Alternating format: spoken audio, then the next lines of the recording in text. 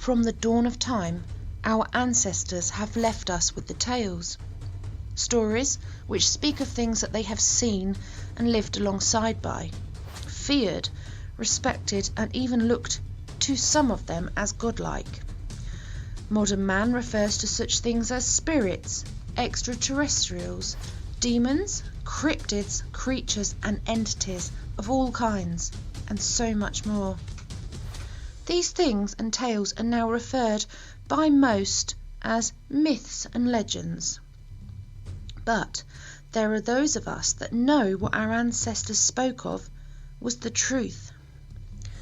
Those of us that have become obsessed in searching for answers and finding out the truth are here. We need the truth. This search brings us into the realm of the unexplained and unknown. It brings us on the trail. The search for living legends. Please join JR and I on the quest, and welcome to the search.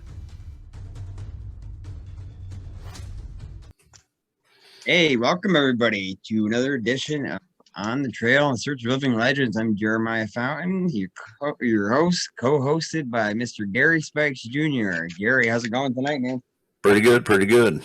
Glad to have you here, as usual. Nate. We got Mr. Nate Rudd with us. Nate, how's it going? Going fantastic. How's everyone? Good. Tired. Mm-hmm. It's been a long week, I don't know. Yeah, no. Just dragging. Yeah, Mr. Sean Wilson, as usual, up in the corner. Sean, how's it going? Man, better than I deserve, that's for sure. And I want to apologize to the listeners and you guys that I've been MIA for a while, but I've got a lot going on right now. But I'm glad to be here tonight. Glad to have you back, man. It's good to have you back. And I am proud to say that we have an awesome guest tonight. The one and only Mr. Bill Matz. Bill, thank you so much. It's an honor. Really an honor to have you. It's great to be here with you guys. Thank you. We've been looking really looking forward to this one. Thank you. No doubt. Don't punish me too much. You're right. Okay. Just I guess what we'll have you do, can you start out a little bio, kind of tell us how you got in this crazy field? Well, like the rest of us. Yeah. Well, it started. I was pretty young. I'm going to say probably around 9-10 years old. Back then, around 1972, 73, you had the show In Search Of with Leonard Nimoy hosting. And it was a weekend. It was either Friday or Saturday. And as a kid, I'd like strange stuff on TV, outside of the normal stuff. And back then, I only got 5 channels anyway. But anyway, I happened to see this particular episode, In Search of Bigfoot. And I got to tell you, even at 9 or 10 years old, it kind of hooked me right then or there. It just became something that I've always been interested in. More and more through the years, but that's where it started. Seeing just a half-hour episode on television. Yep, it's a familiar story to me, actually. I remember the book Mysteries of the 21st Century. I mean, that's how I got hooked. They had the picture of Patty, and I took a look at her, and that's what hooked me. So that's cool, very cool. Where did you get now? At what point did you get involved in investigating? Well, I'm going to say probably around, much later. Investigating on my own, as far as getting my hands on absolutely anything at all that I could read. Okay. And back then, it was in a bookstore because there were no computers or anything like that yet. So it was basically in the bookstores. There was one book in particular by B.N. Slate that I read, and that was probably around the same time. I might have been a little older. Maybe a couple of years older, but that just fascinated me. So it pretty much was anywhere I could get any kind of information. Actually going out in the field, I started hunting at a young age, but of course, back then I knew nothing about this legend at all, So I spent a lot of time in the woods, and probably wasn't until around 2007, 2008. I took a couple of my nephews, and I was working on a book back then, but I took a couple of my nephews down to Pine Barrens down in South Jersey here, which a lot of people don't realize takes up probably a third of the state. It's what we were just talking about, that a couple million acres, right? 1.5, just two. Yeah, it's 1.3 or 1.5, somewhere around there. So it's really, it covers a lot of territory. That's massive. Yeah. So, but at an early age, I also spent a lot of time in Wharton Forest, it's called, in South Jersey. And, you know, my parents owned actually owned a large campsite in a campground down there in the Wharton track. So I spent a lot of time down there. But it wasn't until around 2007 or 8 that I just took a couple of my nephews with me just to go down. It was off season. There was nobody around. Everything was closed up. But in the state park, you could still get a campsite. And took a couple of my nephews down just to relax. That's all we were thinking about. We weren't thinking Sasquatch, anything, just to relax. And the first night that we were there, probably around like 10 o'clock, we just started to hear something walking around the perimeter of the campsite. You know, just out of sight where you can't see, you could hear it, but you just can't see what it was. And, you know, of course, I thought it was a deer, you know. But I'd say probably within an hour, about 45 minutes later, we started getting a couple stones thrown at us. You know, they're hitting the picnic table. And, you know, that was a little interesting, especially knowing we were the only ones out there. A little while later, about 50 yards away, sure enough, that and this, you know, it sounds selfish to say that's the only time I've ever seen one. It sounds almost selfish to say that, when in fact it's, you know, one in a lifetime thing. You know, I can't tell you how I appreciate having that take place. You know, I mean, It's definitely a unique you know, experience, you know. yeah. It is. So it's about 50 yards. It was at night. And so I had one of them go over a couple feet, grab my night vision. I took my night vision, whether I was going somewhere to relax or not. I always had it with me. And there, you know, sure enough, there was no question about it. It was, you know, pretty big. I'm going to say probably definitely 3 to 4 feet wide. It was big. It was just standing behind a tree about 50 yards away, kind of swaying back and forth. Then it turned and it walked off like in a direct line from where we were. And that was it. You know, and in hindsight, even to this day, I kind of tell myself, you know, maybe I should have just walked right at it or something, you know. But who knows, you know. Yeah. I might have wound up getting slammed into the crotch of a tree, you know. And that's the thing. We you don't know at the time, you know. Yeah. That's so it. I just feel very fortunate to have that experience. Did you know, was that an active area? Is that known as an active area back then when you? Yeah, I mean the Pine Barrens for years, and I know years ago, Finding Bigfoot was filming an episode in South Jersey, and they invited me down for the day of filming. And one of the things I mentioned to those guys, you know, off camera, was that I think, like, everybody knows, I'm sure you guys are familiar with the Jersey Devil legend that we have here. Yeah. It's, you know, I mean, it's been going on for a couple hundred years, a legend probably. And I think that, and they brought it up to me, the Jersey Devil, and I told them flat out, I said, first of all, I don't believe in the Jersey Devil. I think it's a legend. I was just going to ask you. But what I did mention was that I think probably through the years, what people think they're hearing, and maybe even at times seeing, could be Sasquatch. But there's no question they're down there, because I saw one. I got to see one with my own eyes, so I know they're there. That's awesome, Bill. Did you see it through? It was kind of incredible. And what we did the following morning is we went over to where it was to get, you know, a height estimate. And where the top of its head was, we measured in the area 7.5 foot. So it was a big boy. Yeah. It's cool. Did you? Very interesting. Did you see it through your night vision, Bill? I did. Yeah. Wow. Yeah. That's awesome. That's There's a good thing. No mistake. Yeah. And you know, the other thing too is beforehand, the hour beforehand or so, whatever was throwing stones, there's nothing in those woods that could throw stones. You know, as we know, you need a hand to throw a stone. Yeah. So that was kind of, you know, That was an interesting night. Also, Right. I'm going to say about 4 in the morning, same night, heard whistling out there. And I spent hundreds of hours down in the Pine Barrens, and I can tell you that there's nothing else down there that whistles. They So were that was hanging out. They had you the whole night. Yeah, and I They were think hanging what it was is because like right next door is a campground, but it was off season, inactive. I think what played into it was maybe a lot of curiosity on their part, as to what we were doing there. Like nobody else is there at that time. What are they doing there? It was probably curiosity. That's what he. Well, I don't know if it was they, but one certainly came in pretty close for a look. Very cool. Very cool. Now, has there been recent sightings around the area that you know? Well, little, I'm gonna say probably around 2010, maybe. I know there's some old cranberry bogs down there.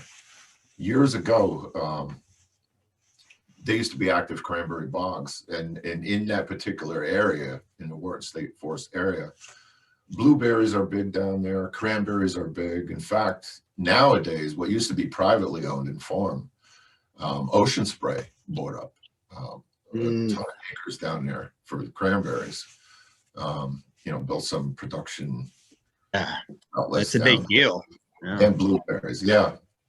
So, but by these cranberry bogs is where I found a good print that I was able to cast. And you had going to the bog, which was a good sized bog. It was like a little waterway. I wouldn't even call it a creek. I don't think it's worthy of calling it a creek. Just a little waterway. And between that and the cranberry bog was probably about a dozen feet. But whatever it was, come up out of the little waterway, stepped onto that piece of land, heading over towards the cranberry bog. And I was able to cast a pretty good print there when we found it. And I was with one of my nephews when we found it. It was in moss, close to a couple inches deep and about 17 and a half inches long. I got a good cast of it. But the thing is at the time, I probably weighed around 220 or so. And jumping up and down, I couldn't even leave much of an imprint in that moss. Yet this thing was about 2 inches deep. And you could actually see where it pulled itself up onto that little strip of land because you had the, like a toe indentations there at the toes where it like pulled itself up. So, they're down there. Very cool. That's cool. I mean, hey, if I was a Sasquatch, that'd be an area where, like you said, you have your water right there, and then you get the blueberries and the cranberries.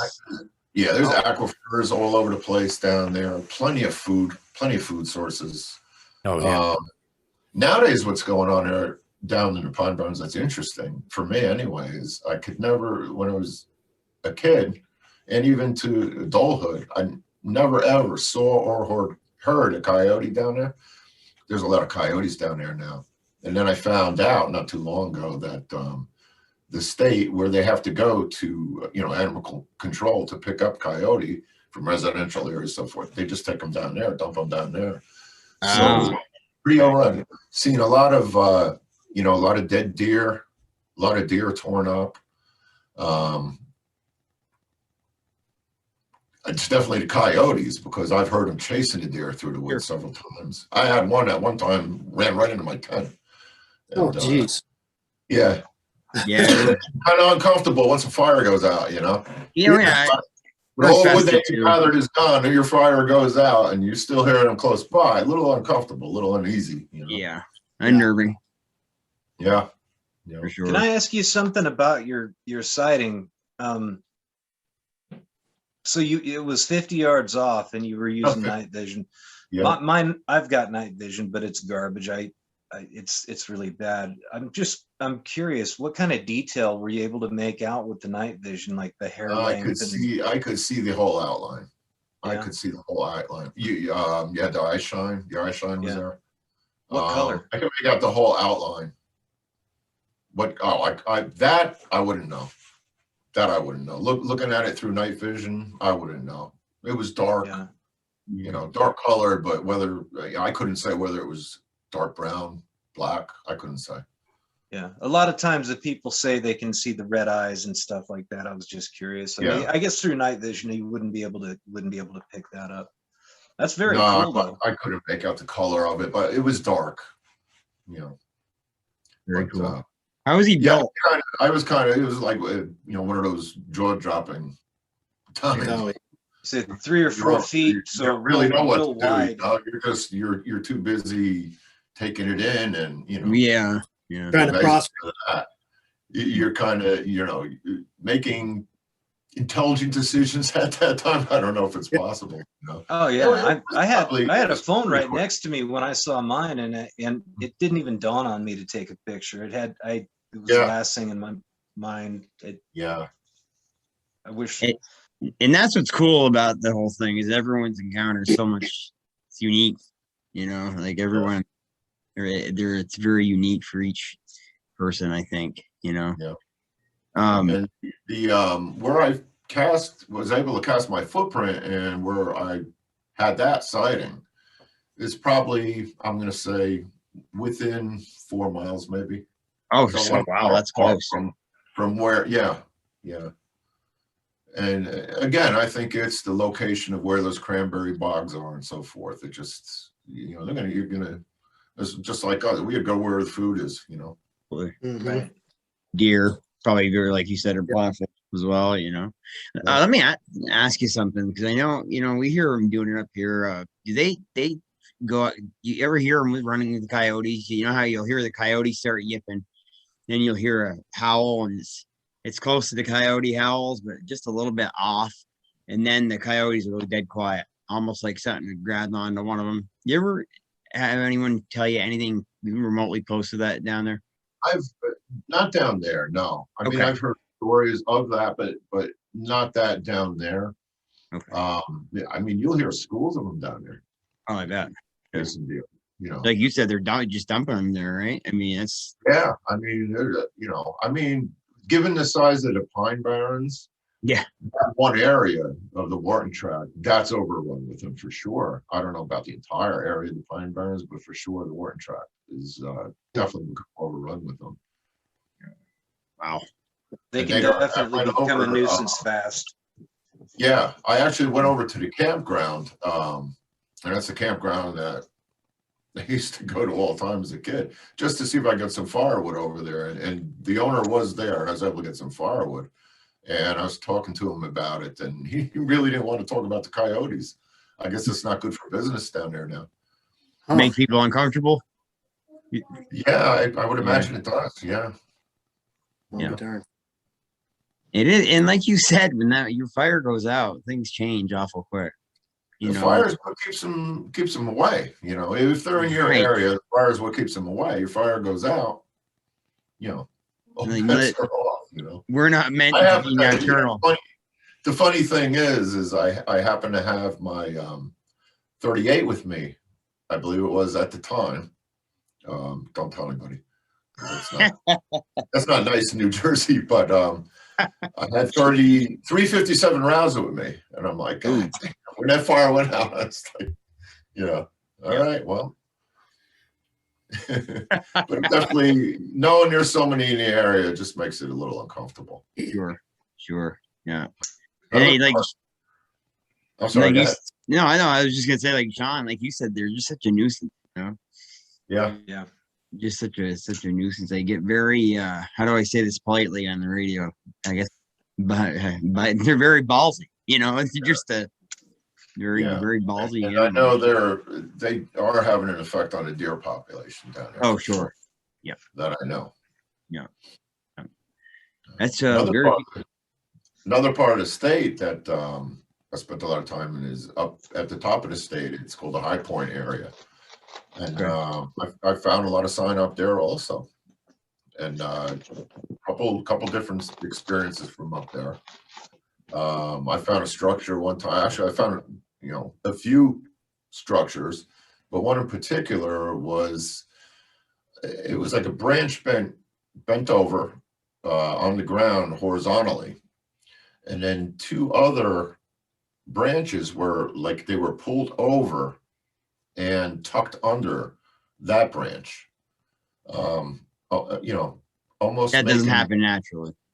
No, it doesn't. It's something that nature Yeah. certainly didn't do. And I can remember years ago, I talked to Tom Steenberg, who I'm sure you probably heard of. And he told me that when he was in the military, they used to do that. So he kind of put it off as, well, somebody did that, not something. And I didn't agree with that because there was nothing else there. If it was somebody who was staying there, kind of creating that structure, maybe to put a tarp over or something, there would be evidence that somebody was there, and there was nothing. You would think. Not even leaves disturbed, really, Right. Was it close to a trail anywhere? What? I'm sorry? Was it close to a trail anywhere, like a game trail? It was actually up on a ridge. It's a place up in a High Point area. It's called Sawmill Pond. It's a small pond that happens to have, maybe a dozen rough campsites to put a tent up on. And that's where I was. That's where my tent was, down there. But on both sides, it's almost like a horseshoe type thing. Both sides are steep hills that lead up to ridges. Tough to climb. I mean, was it on the straight up as you could get, Was it on top of the ridge, or was it just close to the top of the ridge? It was up on top of the ridge. Okay, that don't sound familiar. Yeah. We get structures like that here in Oklahoma, but they're usually like halfway up the ridge or close to the top of the ridge, but they're still silhouetted on top of the ridge. Yeah, this was up at the top of the ridge. That's interesting. Other structures that I saw in that area were midway, but that one was up at the top of the ridge. And maybe a lookout post or something. Maybe, because you could look down. It's steep on both sides. You could look down and you see the whole pond. You get a view of the whole pond and anything that's around that pond. So it could very well be. I mean, it's a good, when you're up there on that particular ridge, you got a good view all the way around. And the following night, it got interesting because, again, I had my two nephews with me. I actually had my daughter with me too at the time. But anyway, we went out for a walk. We're walking around and it's raining. It was a bad night, steady rain. And I had enough. So I went back down, to the base camp. And those guys, they wanted to walk across to the other side and across the top of that ridge there. And when they came back down, they were both white as a ghost. And they're not schooled in this field. They know very little. And they came back down, they were white as a ghost. And what they had told me that happened up there was something that I heard quite a few times elsewhere through the years. And what they heard is almost, they said, like little kids giggling and following them as they went along. And I've heard that several times. And I think that goes to mimicking and so forth. But they came down and they were just, and big guys, supposed tough guys, but they weren't looking too tough when they came down that night. Something scared them, so that was strange. Something really worked their nerves for them to. Yeah, them telling me that was strange because, like I said, I've heard that. I've heard people talk about that before. Kerry Arnold talks about that quite a bit, where he used to hunt before he had his encounter. He said he always heard kids playing off, and he thought it was the landowner's kids or something like that. Right. And he'd get pissed off and leave. Yep. But well, this was in a steady rain around midnight. Nobody else around. There's not going to, trust me, there's not going to be any little kids up on that ridge at midnight in the rain. Yeah. So that's what I knew they weren't pulling. They pulled my leg, but they weren't pulling my leg. Yeah. It's weird the sounds these guys 100%. can make. Yeah, It is bizarre. The sounds we could do 2 hours on just The that. sounds. Yeah. absolutely. There was another occasion, same area, where I happened to go to my car, get something out of the trunk, and across the way on the one hillside, I heard what began as an owl sound, as a owl hooting, and progressed into a growl. And Yeah. I found that very strange, you know, and that's one of those times where, you know, I'm thinking to myself, man, why couldn't I have recorded that? You know, but you don't know it's going to happen, Right. you know? Yeah. I've heard something very similar. I've had owls turn into kind of monkey chatter. Mhm. Yeah, I've never experienced anything like that, you know? It's Where that weird, just man. It progressed. makes the hair on your arm Yeah. stand straight up. Absolutely. I didn't spend too much time at my trunk on a car, you know, but I'd never heard anything like that before. I'm going to say probably like 10 seconds long. Oh, The wow. whole thing lasted like 10 seconds long, but it progressed from a hooting owl to a growl, and it was, you know, very interesting. We know a Yeah. gentleman, Gary, and you know who I'm talking about, who said he actually witnessed this thing trying to mimic what was it, a donkey? Yeah. Yeah, and that was a new one for me, but you know, it's hell, yeah, I can picture it, you know. Well, I'm wondering if maybe somebody in that vicinity maybe owned a donkey, That's the only thing I could think of, you know. you know, that could have been heard and mimicked. Yep, that's the only thing I can think of. That's It interesting. had to John, have heard donkey somewhere. it's somewhere exactly, without Well, a I've doubt. Yeah, I think a common one is they'll imitate cows, you know, on Oh, Oh, yeah. yeah, that too. Yeah. arms and ridges and Sure. stuff. yeah, for sure. Coyote. I asked about the coyotes earlier too. Is you hear I hear coyotes, man. Then you can tell, but they don't get it perfect. It's always a little bit off, you know. Yeah. But, Yeah, Same but with wolves, Jeremiah. They'll do that with wolves up here too, we believe. oh, You know that one yeah, that one audio I sent you, that a couple of those howls didn't sound right, and then it turned into that roar. Yeah. that's a very impressive piece of audio. That growl, it progressed like you said when you know. Oh, it started as an owl, progressed into a growl, right?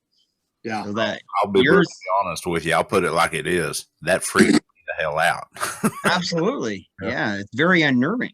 It's very unnerving, but I can just progress. You don't really get much sleep.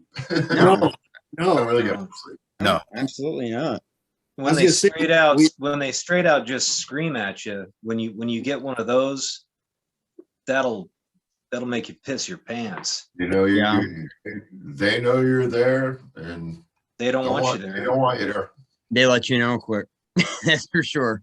And they know how to work your nerves too when they want. Yeah. You know, that's sure thing. But yeah, it's pretty wild. Yeah, the owl's a big one up here too. Yeah, sounds like I don't know. It makes you think sometimes too that out in the wilderness anywhere, people could just say, hey, you know what, I heard a coyote tonight. Well, maybe you heard a Sasquatch. Mm-hmm.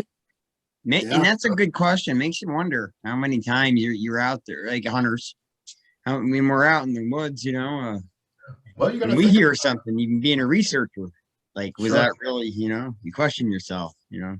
I find myself But doing you also got to wonder, I mean, there's got to be a reason why they mimic. exactly. Yep. Why are they doing it?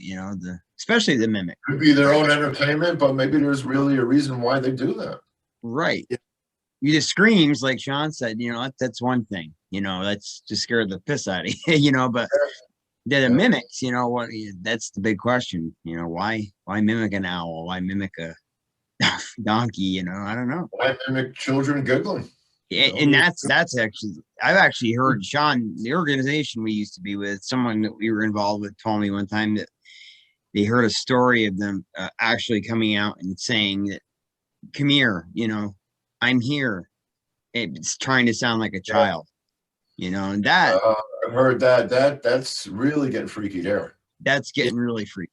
Yeah. If I'm out in the woods by myself and I hear somebody calling me, trust me, at 57, I can't run. I don't know what the hell I'm going to do. No, I can run slower than you can. Yeah, probably a goner. I'm probably a goner. That's what everybody says about me. They don't have to outrun the Bigfoot. They just got to outrun me. I don't run either. So, Just got to outrun Gary. but you're talking about the mimicking.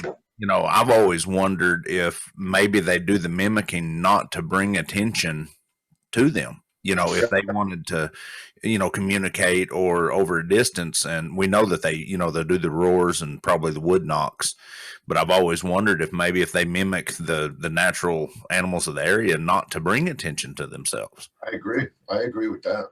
Distract you. Yeah. That's a good point, Gary. Yeah, have somebody think, hey, like I was saying, it's have people thinking, oh, it's just a coyote or, an owl or whatever, Sure. I agree with that 100%. Yeah. Yeah. Well, makes complete sense, Yeah.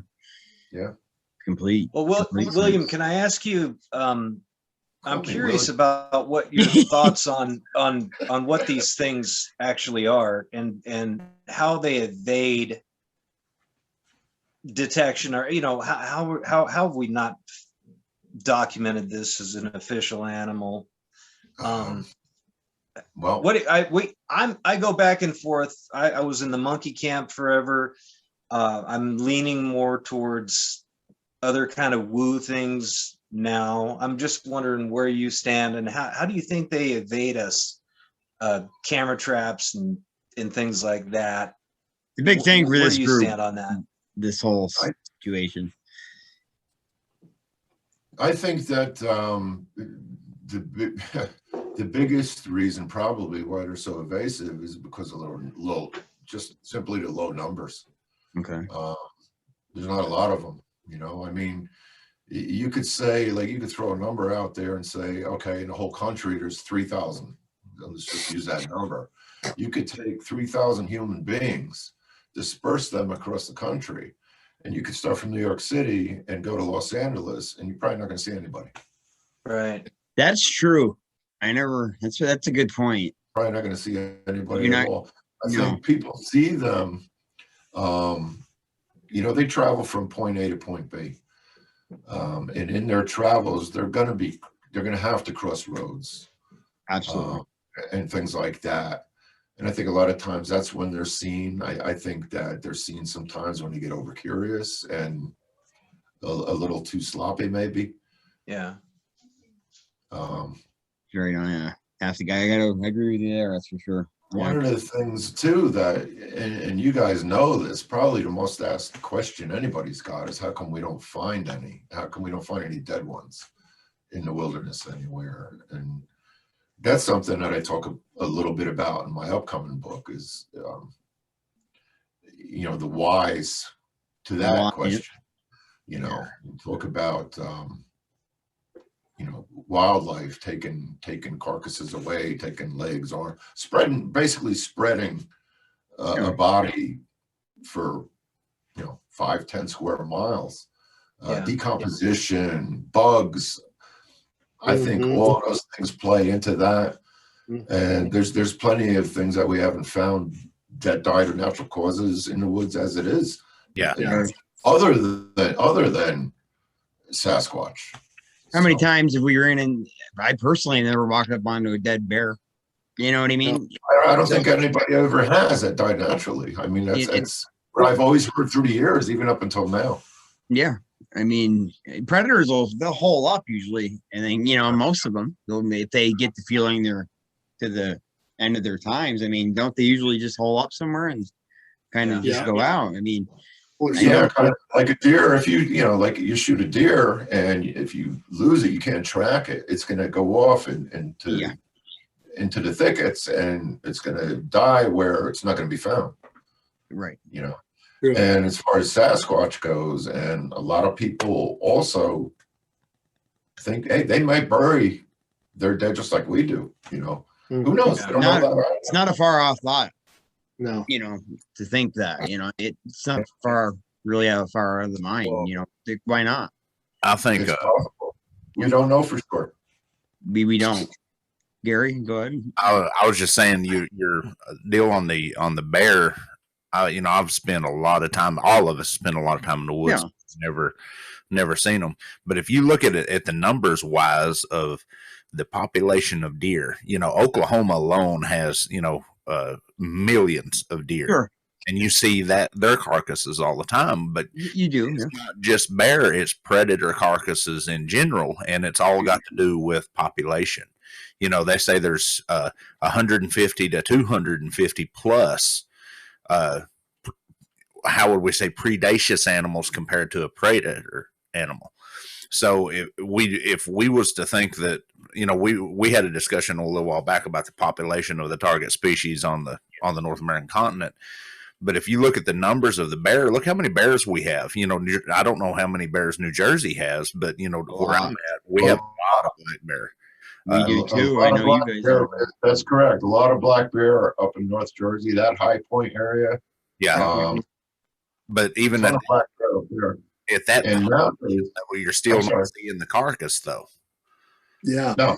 So if you took something that was rarer than that, like you're saying, if there's only 3,000 to 5,000 of these, you would, and especially if they're as elusive as we all presume they are, which we all know they are. I'm not going to say that I presume, but I know they're elusive. I've tracked them, but you're not going to see that carcass at all. There was a study done, I think it was on one of the Monster Quest, where they actually tied a deer to the ground and put a time-lapse camera over. I saw that. Yeah, I saw that one. What was it? 3 weeks, it was completely gone. Yeah. I saw that episode that you're talking about. Yeah. It was under a month, when you take, like you said, Bill, you take decomposition into factor. Predator scavengers. I mean, it's going to go quick, heat temperatures, whether you're in the cold or whether it's in the heat, a carcass is going to go quick. Well, not cool. Even in the Pine Barrens in New Jersey, it's just like the piney areas of Arizona and up into Colorado and California. The acidity, I can't even say it. The acidity, acidity in the soils deteriorates. It's just like here in Oklahoma. I live in central Oklahoma. We don't have a lot of pine, trees, but if you get in eastern Oklahoma, we have a lot of conifers, which is pine. The soil acidity levels is a lot higher over there than it is here. Something in the the pine decomposition on the ground makes it more acidic, so that would even cause it to decompose even faster. Right, and aside from the pines in the Pine Barrens, there's a lot of cedar down there, and any water that you find in the Pine Barrens is like iced tea because of the acidity in it. Absolutely. So yeah, the soil, different factors. Yeah. And don't forget, you also have, there's certain wildlife that eat bone. Yes. So porcupines. I was just gonna say the porcupines. Yeah. Squirrels will also. I literally tied a last deer season skull out in my backyard back here, and I've got pictures. Matter of fact, no, they're still on my camera.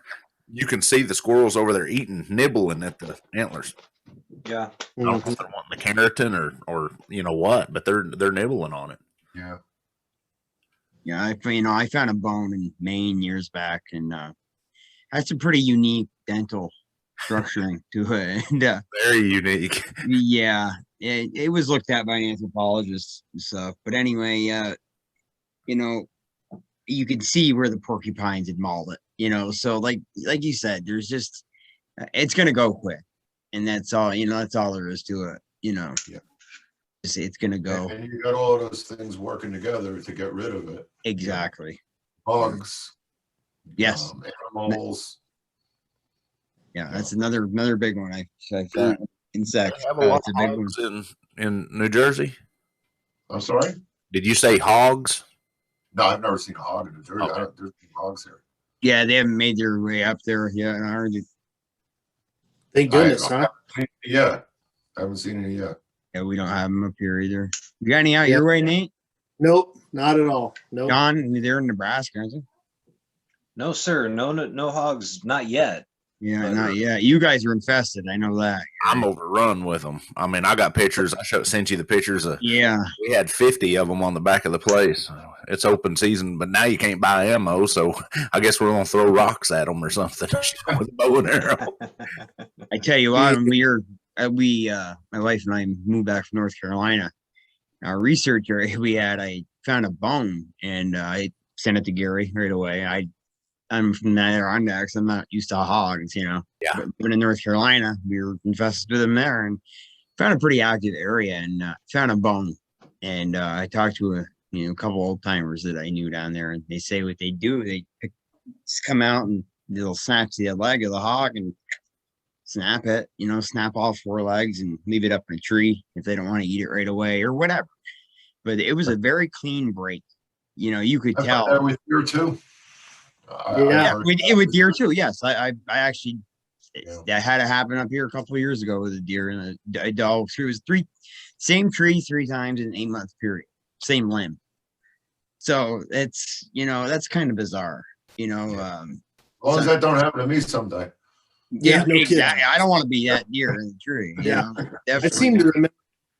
I seem to remember someone telling a story where they found a bunch of deer legs snapped off, like maybe kind of a trail of them, or in this one area. You remember anything like that?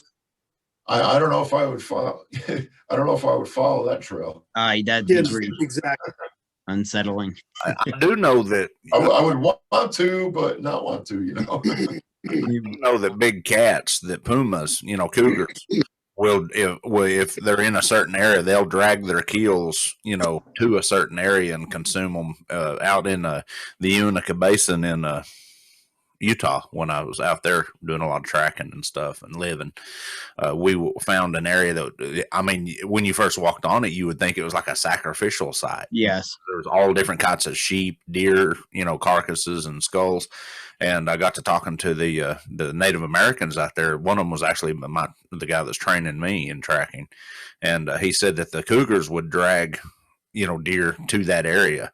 And, me and Jeremiah, we talked a lot about, maybe a deer could have drug, or a big cat could have drug the deer up that tree. But, the picture that you showed me, there's no way that a cat was on drag one up that, because that was 16 feet. Huh? 16 feet. Yeah, and that was like a 200-pound deer. It was like a trophy buck. Yeah, and we contacted the gentleman I used to work with. We contacted a professor at a university and showed him the picture. Would a cougar be able to pull this off? And in my opinion, he said no way. He said they just don't have. They aren't. A leopard or a jaguar, absolutely. They're built for it. They have the jaw structures for it. They have the spine for it. They're just made to do it. He said, but even in that situation, in this particular picture, even with a jaguar or a leopard, they would need limbs to bound themselves off. Yeah. To reach that. Not to mention that being way too much work for them. Way too much work. Way too much. So it was pretty interesting. And the weirdest thing was how it was positioned in the tree. That I swear to God, it was positioned in the tree to where the blood would drain out of it. Yeah, it's a pretty. I'll send it to Nate and I'll make sure he gets it. I'll send you the picture, Bill. It's pretty cool. Yeah. If I remember right, it was hooked in front of the rear legs with its head hanging down. Yes, and the last one I examined it myself, and the ribs. To me, it looked like the ribs had been broken systematically. Why, I don't know, but yeah, I'll get it to you. It's pretty interesting. I can't see a cat going through all that trouble. Absolutely not. I don't think so. No. And even a bear, an old boy grizzly will hide their prey, but they bury them. But they're not going to put it up in a tree. No. Well, cats bury them too. Yeah. Cats bury. Cougars bury them. Yeah. I've come across cat kills and they bury them. Is that's still a denial in Nebraska about the cats? I know they're still deny it here. I know that. Yeah, I have a friend who works for the Division of Wildlife out here, and he tells me they don't exist, and I'm like, come on, man. Come on. Sure. I've got prints. I've got large female, a large print with a cub prints right there with it, and I showed him to him, and he's like, that it must be a fluke. And I said, no, there's a breeding population here. There has to be. That's the only way this would happen. And still, they I don't know why. I don't know why they deny it. I can't figure out why they deny that. I mean, I kind of understand why they don't want to talk about Bigfoot, but cats, Doesn't make Yeah. sense. Yeah. That's stuff like that probably all boils down to not wanting to scare people or I think so too. you know, I mean, upset residents, that sort of thing. You know, Yeah, well, we don't. probably protecting them that way. I don't know, yeah, but hey, I'd have to you agree. know what you I mean, found, right? You know what you found. Oh yeah, exactly. I've got really good photos, and I put my fist down next to it, and it's bigger than my fist. Big girl. So yeah, it's it's definitely not a bobcat. Right. I've got big canine prints too down there, really big canine prints, and that kind of freaked me out. But I don't know, maybe somebody's got a Great Dane. You wouldn't have lynx as far south as you are, so it wouldn't be a lynx either. You know, lynx actually has a proportionally bigger Much bigger. paw than a bobcat. Because we get them up here. Well, Yeah. they still, even not as far north as I am, we don't see a lot of them. You know, they're very. But you know, we never know. I think it's cougar because I know the area that Sean's in. But there might be a lynx in that area. It's possible, I suppose. Yeah. But they do. You're right, Gary. They're paw in proportion to a bobcat is. Yeah. And a puma is much bigger. To find the track is what Sean got. I mean, that was because I'll be right back, guys. What's going on? that track that Sean got was definitively a cat print, and it was big. I mean, it was. I've seen a lot of cougar tracks, and I told him as soon as he showed it to me, I was like, "That's a cougar." That's unnerving when you're spending a lot of time out there. That's unnerving Because a cougar will stalk you. Yeah. No, sure. It's the other predators I worry about in the woods more than Sure, you got to worry about the Sasquatch. You gotta keep your head about you in the woods. But I think you got to worry about other predators. Human beings for one. Yeah, I remember being up in High Point with my nephew, being in a tent, and he takes something out, he's eating it, and I'm like, "What do you got there?" And he tells me salmon. I said, "Salmon? Oh. Are you out of your mind? Get out of this tent, get in the car, finish eating it, and don't ever bring salmon." Oh boy. Yeah. Good way to bring in a bear real quick. Salmon, of all things, Yeah, salmon. That's the biggest thing that gets me here because I, teaching the survival skills and the primitive life skills and stuff that I do in the tracking. I have so many people come out and they don't practice safe food storage. They just leave it laying out on the table or leave it in the back of their truck or carry it down here. Yeti has just become a lockable ice chest. It's just become a fad. But, the reason it was designed was to keep bears and stuff out of it up north. Nobody hangs their food down here in the South. And then they get all upset when a bunch of hogs comes rambling through and tears their, which down here, the main thing, we've got bears, but our biggest deal is hogs. They'll come through and tear a camp up in a heartbeat. And then they say, why did that happen? And it's like, well, where was your food? Laying out on the table, sitting inside your tent. You left a ice chest full of food out. You left a bag of chips out. Well, that puts off a scent. A hog has got a scent, a nose as good as my dog does. And we would be awful arrogant to think that I kind of do it sometimes just to see if I can bring a Bigfoot in, see if they wouldn't come in and ramble around and try to grab something. I gotta admit, I don't condone it either, but I did it. I did it in North Carolina, and stuck a can of Gary will vouch for this. I was just exploring that new area I had, and I said, I'm gonna see if I can get one to come in. Put that can of tuna, or was it cat food? Cat food. I stuck it. It was under an old railroad trestle, and I yanked out a boulder, and there was no way, that it would have been just too much work for it. And you're out in the middle of nowhere, like you said, no kid's going to be out there. I think that what happened is one of them might have watched me do it begin with, one of the, Sasquatch. So we had a sighting shortly after that, but it had, get this, I went back the next day. I said, I'm going to check on this cat food. And I'm talking to Gary while I'm doing it. I said, you're not going to believe this. The can is in here. Okay. It had it was one of the pry cans. So you would have needed fingers to get it open. Right. You know what I'm saying? You just kind of use a rock to pop it. You would need it to pry it off. Something they'd use a stick to, I'm guessing to me, it looked like the scoop or maybe just lick. When he was talking to me, he was like, "Do you think a raccoon could have done it?" And I was like, I've seen raccoons do a lot of crazy things, but I've never seen a rat. I've seen them open up trash cans. I've seen them, open up bread, rip open bread deals. I've seen them even open ice chests, but I've never seen them open up a sealed can. The main thing is there wouldn't have been no. Now, if I remember right, you had just popped the seal to get the smell out, right? But you didn't. No, I poked a hole in it. Remember? Poked a hole in it. Yeah. Poked a hole in the bottom just to get in my own mind to get the scent out there. The biggest thing that got me is that morning he found the 8-inch track? The 8-inch track or the 10, a set of 8s and a set of 10s, two smaller like ones. 20 foot downstream from where that was at. So nice tracks too. Real conducive of the target species in that area. Absolutely. And it had replaced the rock, the boulder.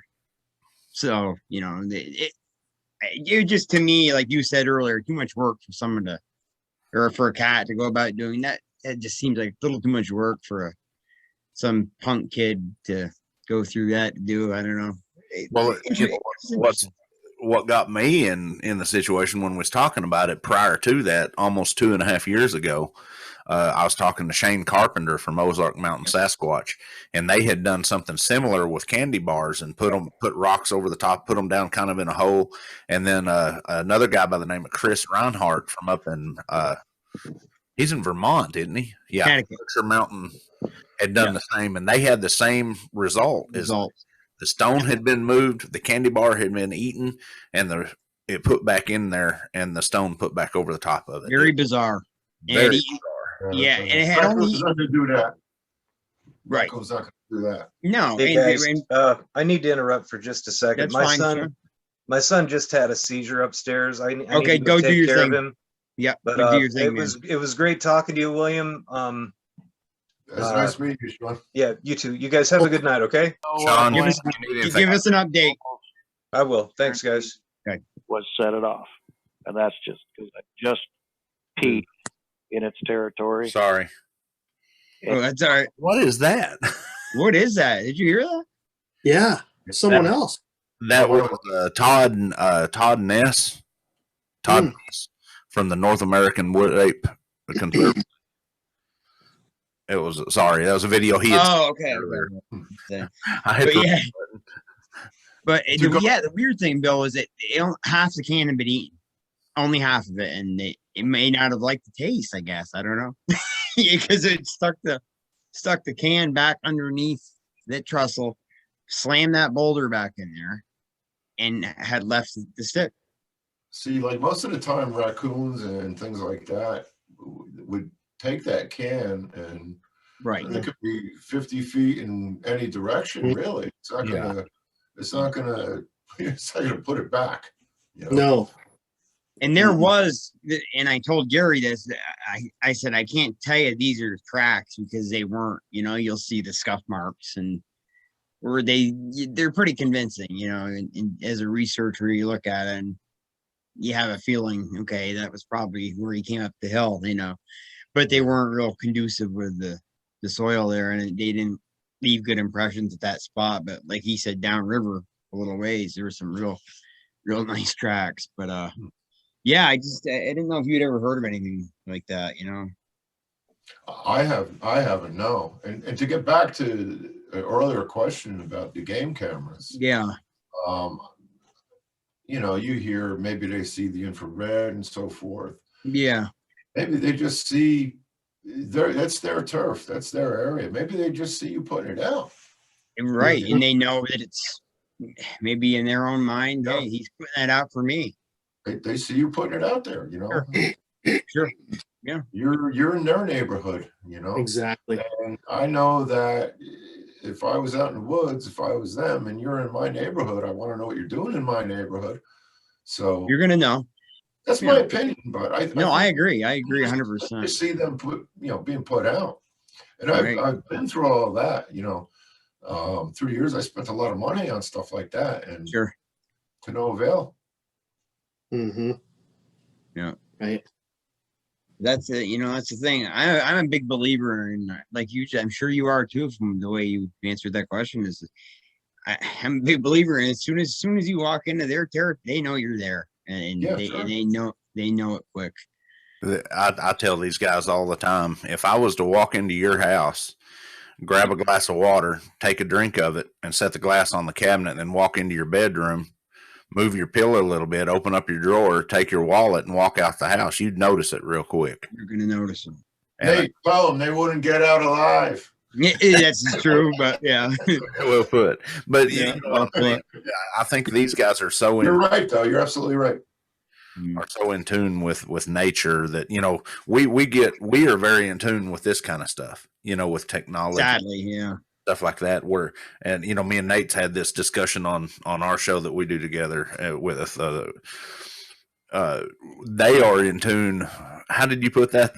You and Jeremiah both say it. They're ninjas of the forest. They're so in tune with with their surroundings that it's just almost uncanny. They know every nook and cranny.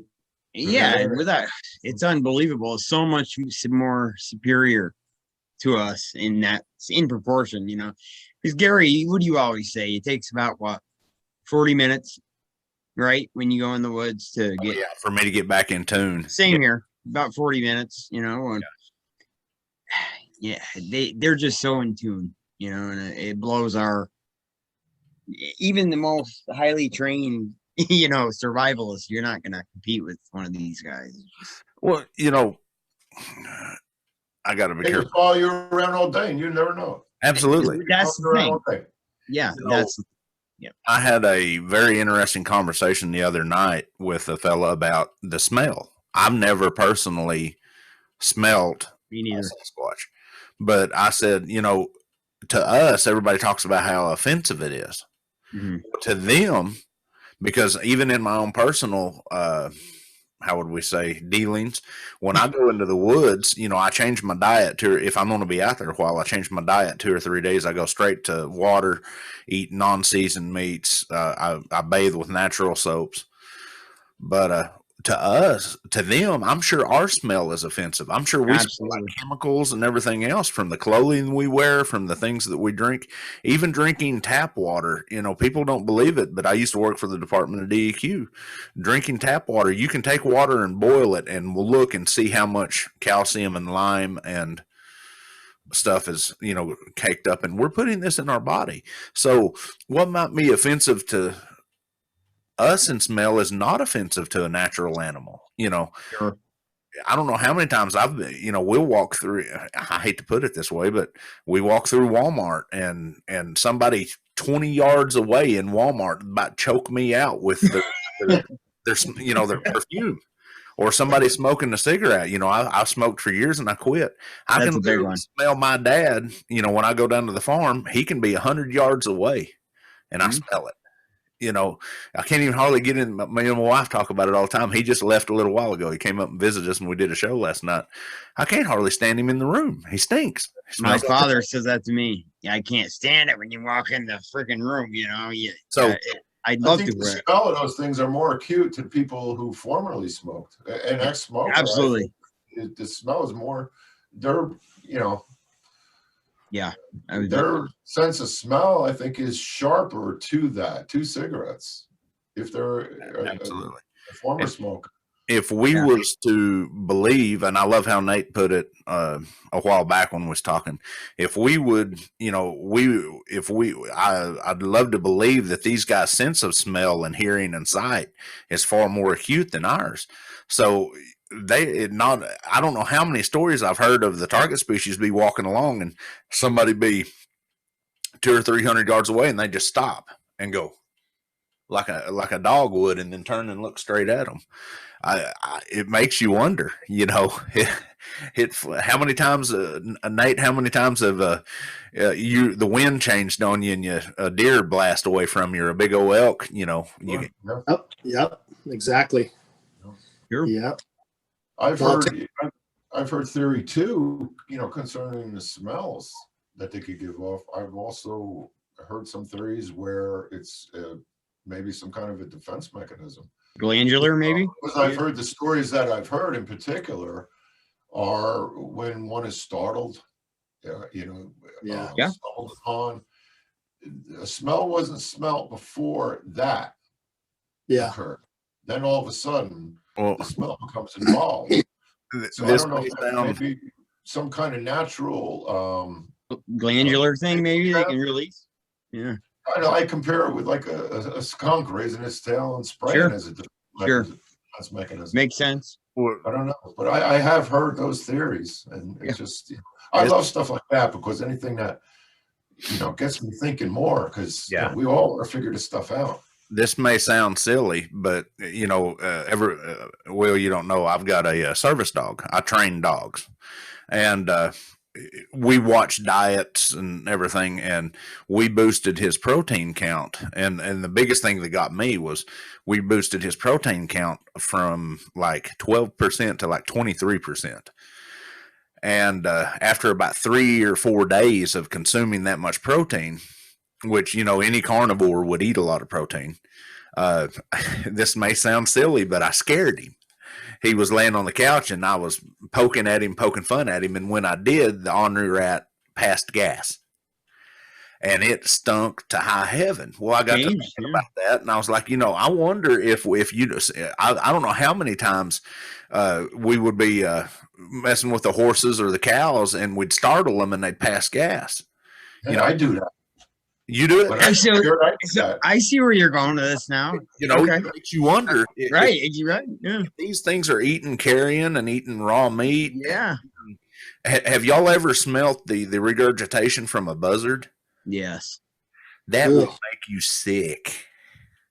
It will make you sick. So anything that would eat this kind of, even us, if we I eat a lot of fish and chicken, and then if I switch over to beef,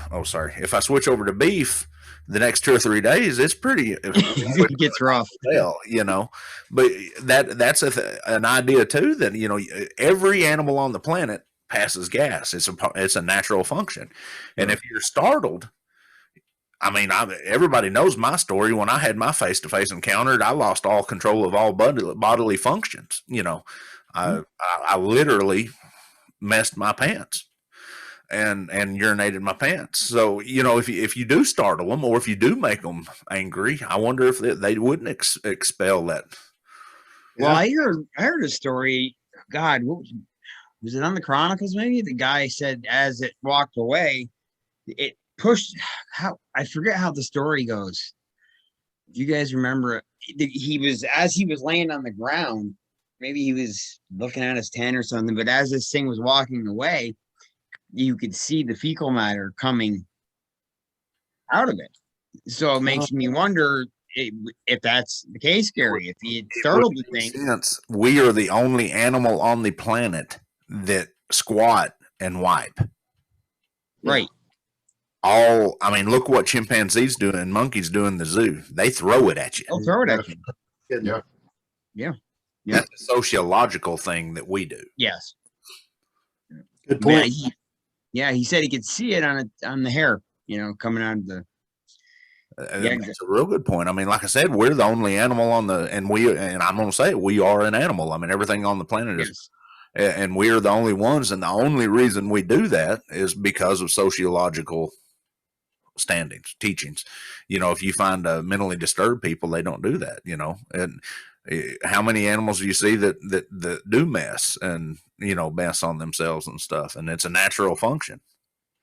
True. That whole issue of the startling issue and that happening, I've never occurred to me before until now.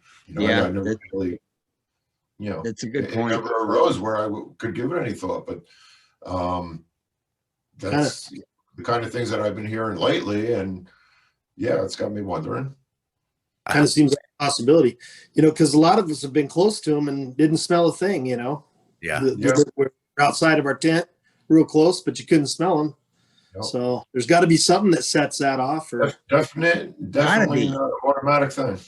The only alteration I could think of that would be the Florida skunk ape. but I've got an explanation for that. You know, any animal that spends that much time in the swamp, you know, I've tromped around in swamps most of my life. My wife's from Louisiana. I spent a lot of time in Georgia in the military, in South Carolina, North Carolina, Florida, South America. But that mud stinks because of the decomposition of it. And if you're a long-haired animal and you're wading in and out of it all the time, you're going to end up smelling like a wet dog. Yeah. When I drag my dogs, when we go hog, you know, when I was hog hunting all the time, we was down in the water, they'd get off down in that mud and they'd come out stinking like all mad. So that to me would be the natural occurrence of the skunk ape. I kind of growl at people when they start calling the northern, you know, all of them skunk apes, because I think that's a geographical area to, you know, where they're at in Louisiana and the swamps and stuff. Yeah, I do too. Yeah. I have a crazy question for you. You been in, you know, New Jersey and dealing with the all the cryptids there. We had a fella on from New Jersey, a great guy, great guest. You ought to hook up with him. He's big into the Dogman and Sasquatch and the Jersey Devil. He mentioned that his thought on the Jersey Devil. I asked him, and I wanted to ask you, and then I'll say what he thought. What do you think the Jersey Devil is? You know, the legend, like I said, it goes back quite some time. Yeah, to the Leeds family. Yeah. Yeah, the Leeds family, and it's derived from her supposed 13th child. Yeah. She didn't want the 13th child. And that's what it became. It left the house. But, you know, when I think about it, you know, I don't know what the heck people were seeing. Are you guys still getting, like, is there still legitimate reports of people seeing this thing? Not that I'm aware of. Okay. Not that I'm aware of. But you know what? I'm sure people that live down there, most of the people that live, you know, in the heart of Pine Barrens, they're kind of people that keep to themselves anyway. Yeah. I was just, and you know, you could have the same thing with Sasquatch. They don't want to be ridiculed. I mean, that's suppressed. You could have 1 million reports and incidents reported of Sasquatch, but in reality, there's probably 5 million. You just don't hear the other 4 million, you know? Yep. One, I would say. When I think of the Jersey Devil, to me, it's a myth, and it's my opinion. I'm not saying it can't be real. Of course, it could be real. But when you look at what it's supposed to look like, that's where I have a problem with it.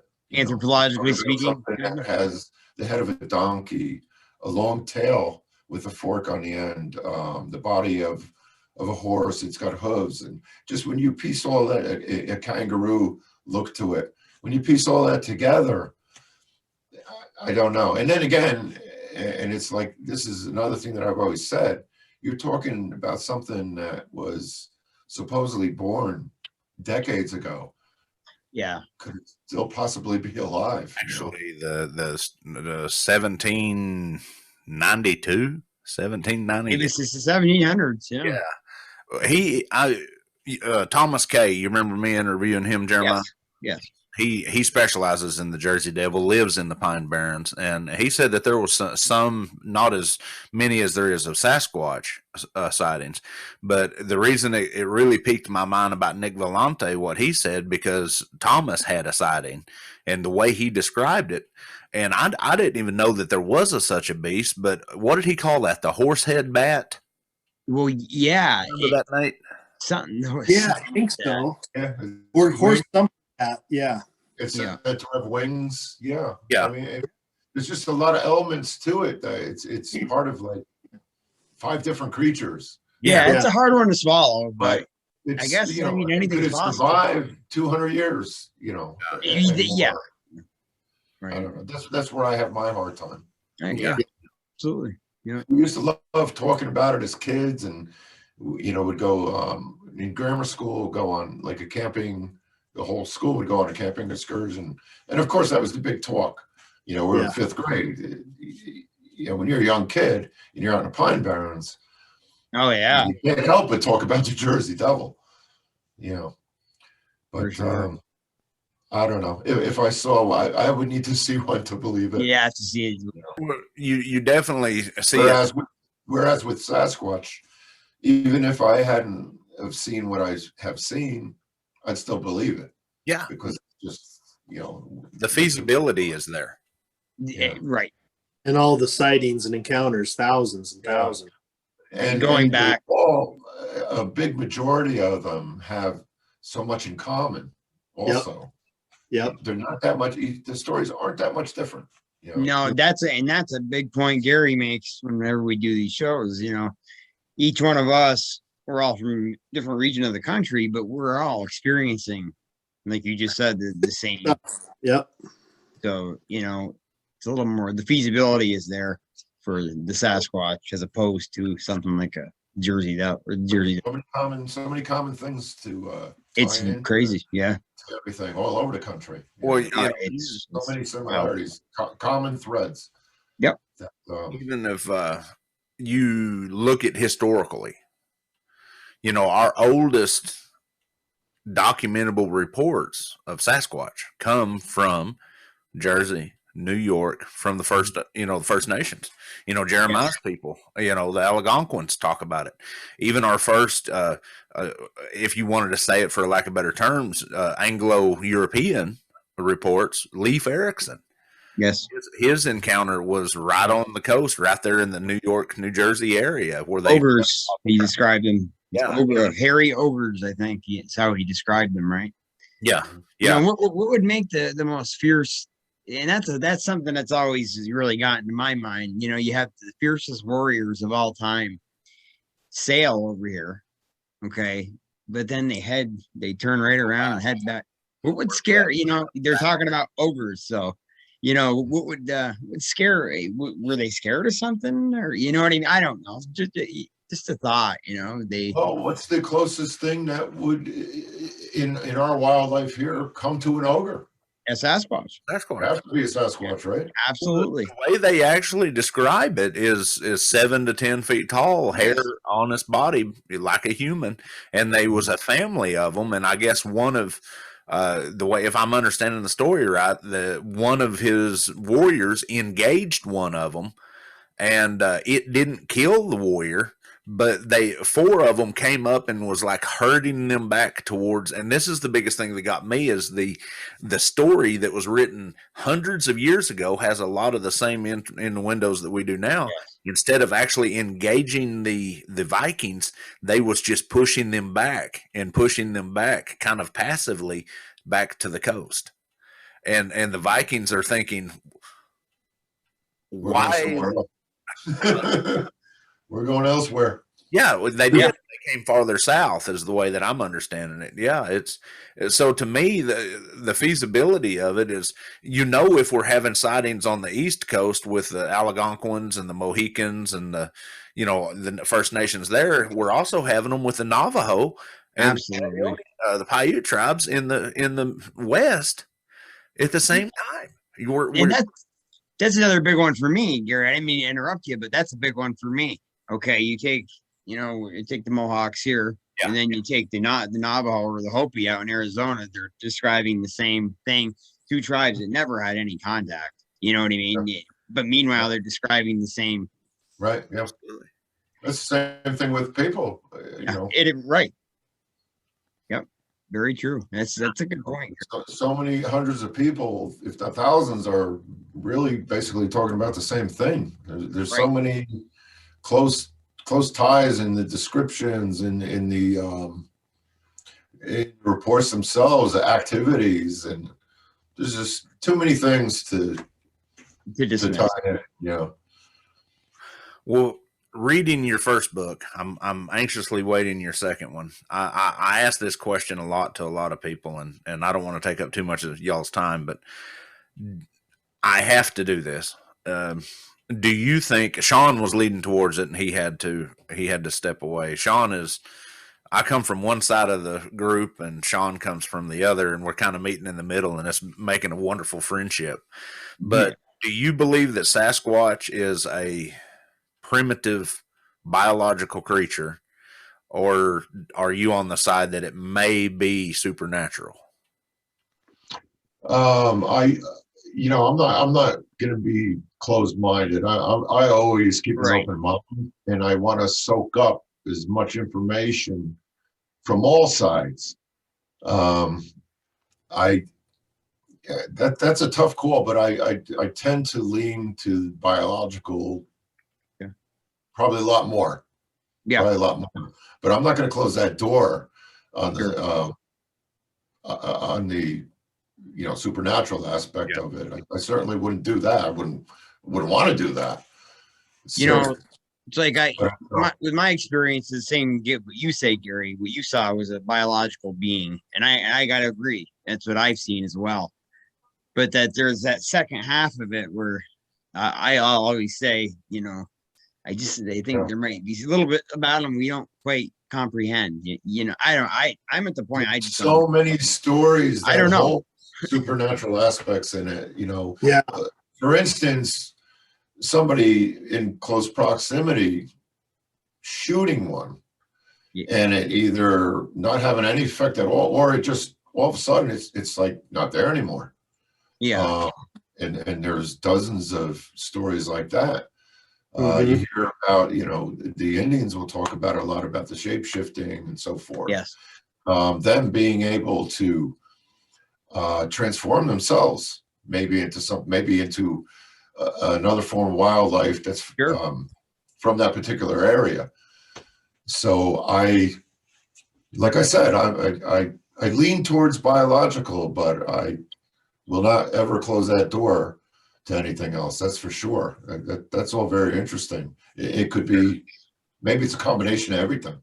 That's That, what that's where I'm kind of going with it. I think Bill nailed it right there. The I thing do that bugs too. me lately in the Bigfoot world is you got your hardcore science side Yeah. that won't budge an inch that it's an ape. And then you have maybe the hardcore supernatural side. Well, I think it might be somewhere in the middle. I do. I mean, why does it have to be one over here or it has to be this? Yeah. There's a lot of middle ground there where I think if we, we all respect each other. We respect a lot Absolutely. of other I guess it just bugs me a little bit that the people on one side, they just say, no, I'm not believing that. Throw it all No. out. That's the wrong thing. You can't keep an open mind, and we're not going to get anywhere. Yeah. You know that, Bill. I mean, we're not going to get anywhere as researchers in this field. But yeah, I'm with you on that. And yeah, I think it's a combination. Maybe Yeah. I don't know. Or like we've talked about before, there's multiple entities out there. Like And Gary, maybe we're mistaking some of those for Sasquatch. Yeah. right? Yeah, Because there's paranormal stuff. We know there's paranormal stuff out there. Absolutely, and absolutely. You guys, How many different species are there? Yeah. I don't know. And you guys have heard before that, if you want to see something, that's what you're going to see. You've heard stuff like that. And, Yeah. I will. Somebody that's out there, I don't. I'm a believer that I believe in going to a certain area Yes. consistently. Yes. Oh, without doubt. Because I also believe that if I'm going to go look for them, hunt them down to find them, I'm never going to find them.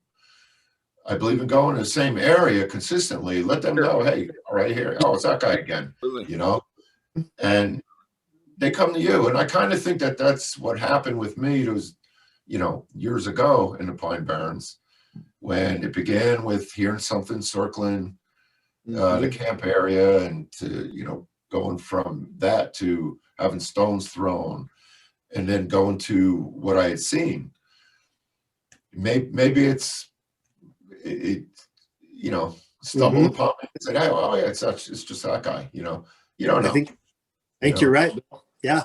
I've tried that. I've tried that deal for many years, hunting them down, no luck there, so maybe it's, I think everybody has a different opinion, but with me, they may be trying something different, I can that seems to have paid off. Right. I think they know you. Once you go to an area enough, they kind of get to know you. Yeah, they get familiar with Without you, a doubt. and then they'll get more curious. They'll come in maybe closer. Mm-hmm.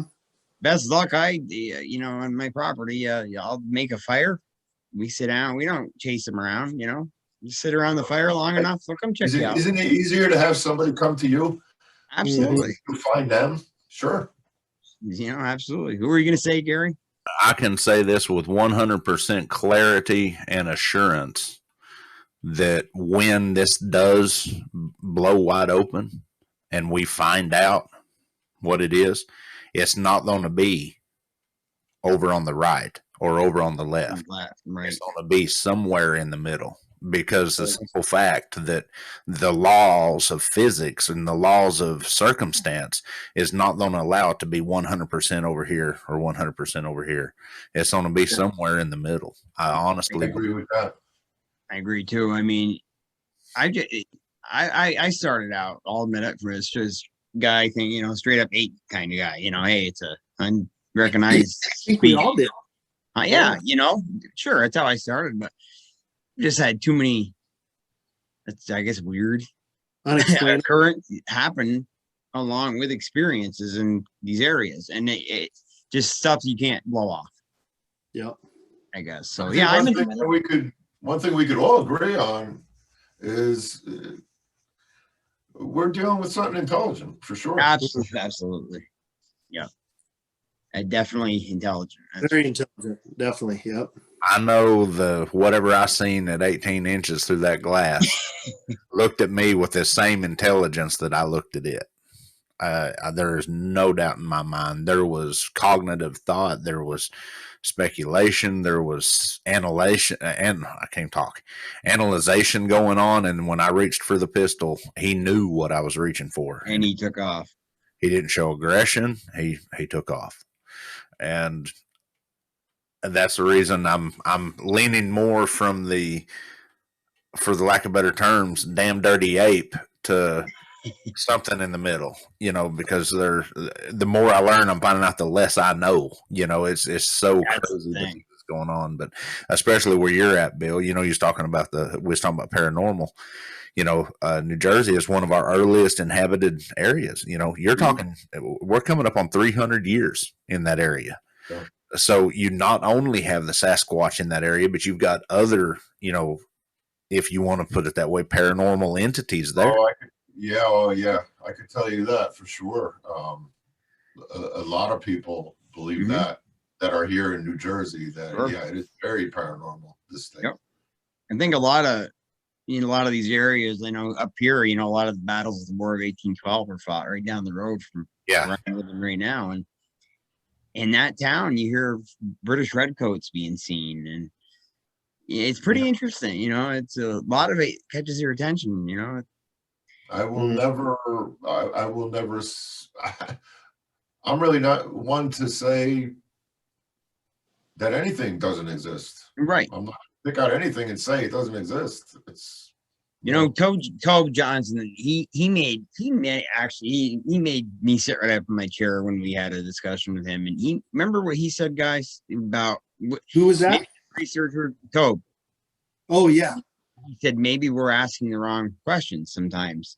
Maybe we should be asking who they are and what is the evidence, if that makes sense.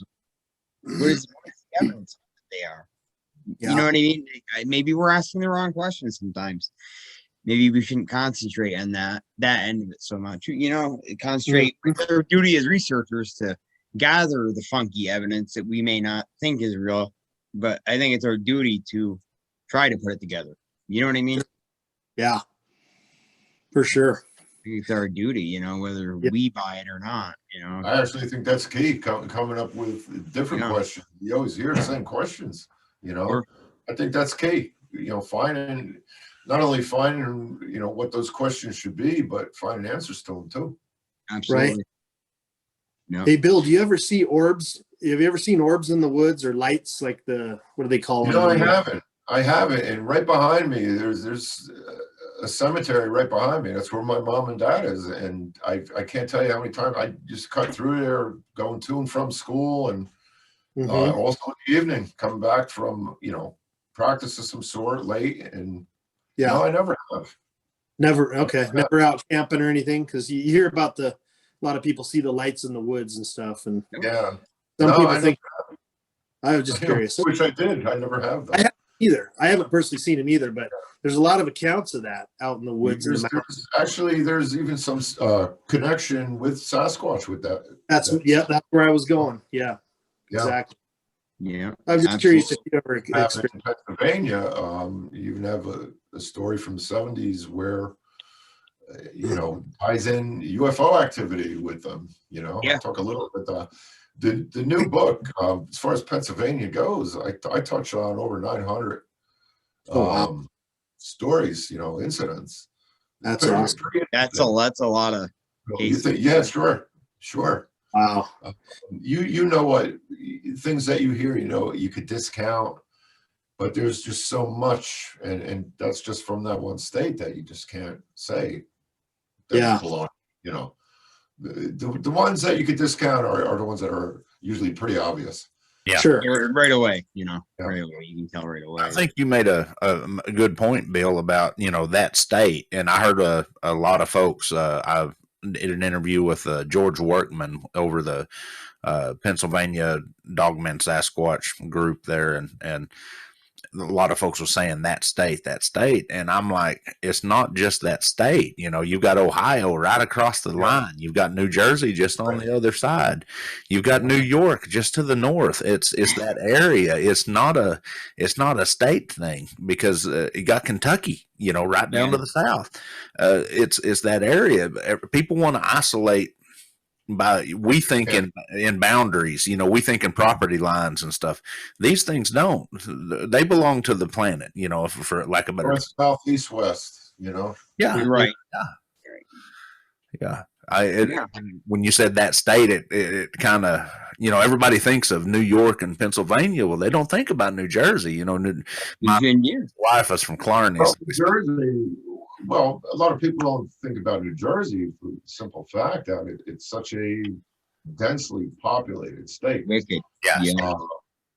But, and it's like I said earlier, Pine Barrens cover a third of the state. There's a lot of land in New Jersey that's not occupied.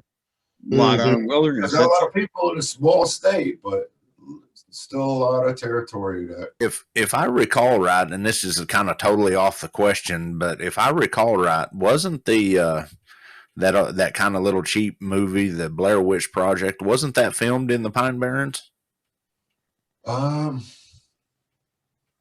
a good question, and I've actually saw that. You never saw it? That was back in the 90s.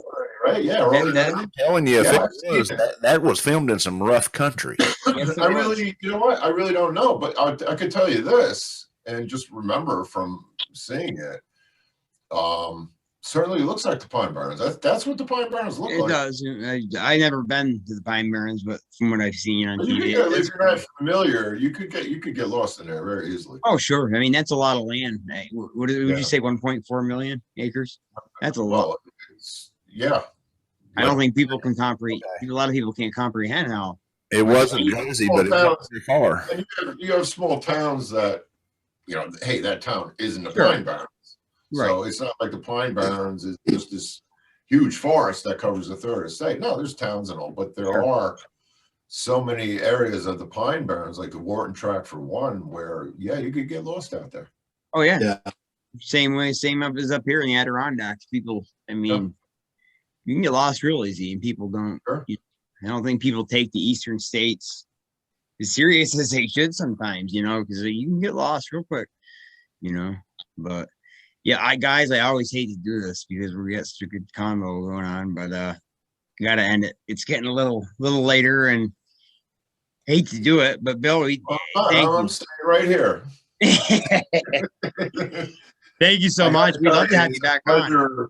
Nate's a great guy. It's awesome. Gary, Jeremiah, it's great meeting you guys. It's been a pleasure. I think I made 2 new friends, man. Absolutely. Yeah. Thanks for coming on, Bill. Hey, we could do it again too. We probably have time you want here. Yeah, do a part 2. Absolutely. I really like that you guys invited me. Yeah, well, you'll be getting another invitation. I can promise you that. I'll probably be watching cartoons or something, Late here Sunday night, I'll be watching something stupid on TV. But to get to talking with you guys is definitely It's a pro. fun. I had a good time. Feeling is mutual. Definitely. We all Thank have a you lot very in much. common. Yeah. Yeah, You'll be getting an invitation at some point, I can promise you. absolutely. right. Absolutely. All right, gentlemen. Have a good evening. Thanks, Bill. Thanks, Yep. Gary. Good to see you, All right, Gary. see you guys later. All See right, you guys guys. later. See you, Bill. Keep